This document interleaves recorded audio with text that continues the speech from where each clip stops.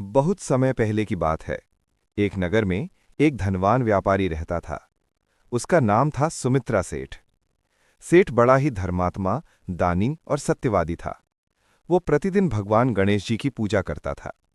उसके घर में किसी प्रकार की कमी नहीं थी। धन, वैभव, परिवार सब कुछ था। परंतु एक बात उसे सदा खटकती थी कि उसका एकमात्र पुत्र महेश अत्यंत मूर्ख और आलसी था। सुमित्रा सेठ को लगता था कि भगवान ने उसे सब कुछ दिया है, पर पुत्र में बुद्धि नहीं दी। वो बार बार गणेश जी से प्रार्थना करता, हे विघ्नहर्ता गणेश, जैसे आपने संसार से सभी के दुख दूर किए, वैसे मेरे पुत्र के जीवन से मूर्खता का अंधकार दूर करें।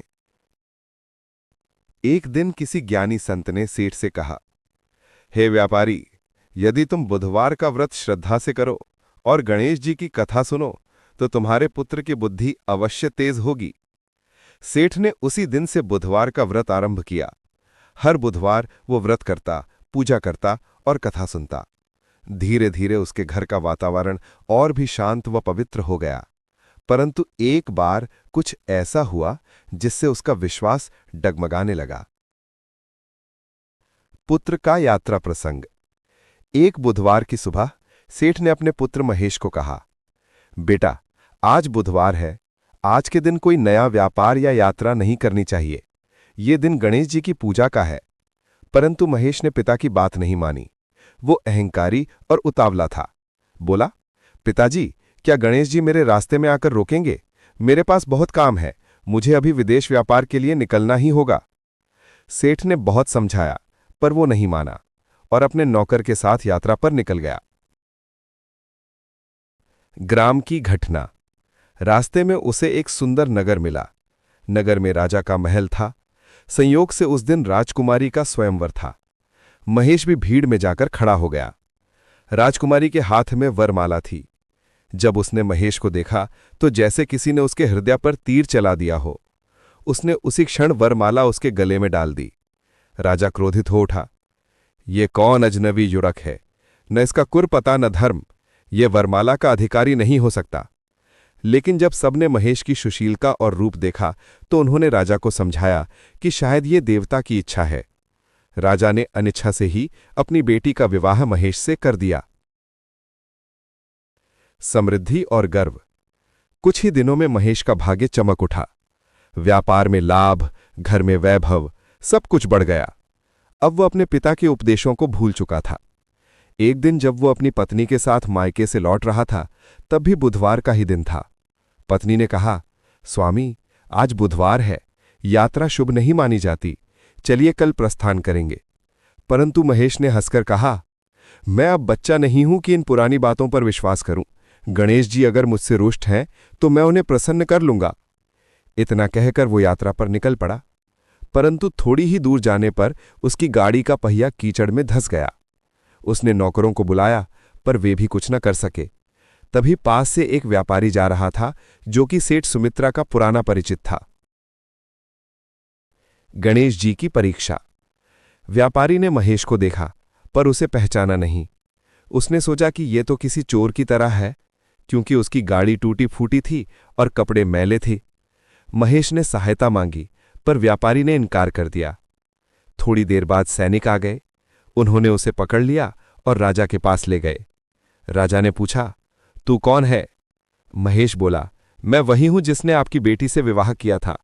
राजा ने क्रोध में कहा, झूठा आदमी, मेरी बेटी का पति तो अभी राजमहल में सुखपूर्वक रह रहा है। महेश चकित रह गया।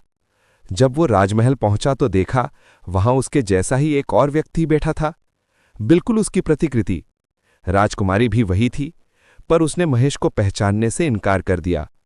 ये देखकर महेश समझ गया कि ये सब भगवान गणेश जी की लीला है।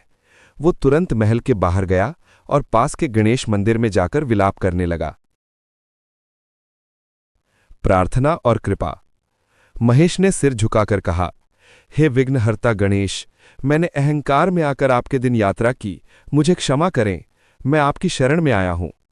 वो लगातार 3 दिन तक मंदिर में रहा, केवल जल ग्रहण करता और गणेश जी का नाम जपता रहा। तीसरे दिन रात्रि में गणेश जी स्वप्न में प्रकट हुए। उन्होंने कहा, बेटा, तुम्हारा अभिमान ही तुम्हारा शत्रु था। बुधवार के दिन यात्रा करना और उसका उपहास उड़ाना तुम्हारी भूल थी। अब तुम अपने पिता के घर लौटो, सब कुछ पूर्ववत हो जाएगा। जब महेश की आंख खुली तो उसने देखा कि सब वैसा ही हो गया है। गाड़ी नई जैसी, नौकर उसके पास और पत्नी साथ में थी। वो तुरंत घर पहुंचा और अपने पिता के चरणों में गिरकर रो पड़ा।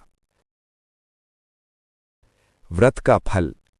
सेठ सुमित्रा ने पुत्र को गले लगाया और बोला, बेटा, ये सब गणेश जी की कृपा है। वे अपने भक्त को कभी डुबोते नहीं, केवल सही मार्ग दिखाते हैं। उस दिन से महेश ने निश्चय किया कि वो बुधवार को न यात्रा करेगा, न नया काम आरंभ करेगा और जीवन भर गणेश जी की उपासना करेगा। कुछ ही समय में वो नगर का सबसे बुद्धिमान और सफल व्यापारी बन गया। फलश्रुति। जो कोई भी श्रद्धा और विश्वासपूर्वक बुधवार के दिन गणेश जी की पूजा और ये कथा सुनता है, उसके घर में दरिद्रता नहीं टिकती, उसकी बुद्धि में वृद्धि होती है, परिवार में प्रेम और समृद्धि आती है, व्यापार, नौकरी, शिक्षा सभी क्षेत्रों में सफलता प्राप्त होती है। विशेष रूप से वो व्यक्ति अहंकार और भूल चूक से बचा रहता है। उसका किसी भी प्रकार से अपमान नहीं होता। गणेश जी का आशीर्वाद सदैव उसके साथ रहता है। अंत में प्रार्थना। वक्रतुंड महाकाया सूर्यकोटि समप्रभा निर्विघ्नं कुरु मे देव सर्वकार्येषु सर्वदा। हे गणेश जी, जैसे आपने सुमित्रा सेठ और उसके पुत्र की रक्षा की, वैसे ही हम सबके जीवन से भी विघ्न दूर करें। हमें बुद्धि, विवेक, संयम और सच्ची श्रद्धा प्रदान करें। आपके चरणों में हमारा मन सदैव स्थिर रहे।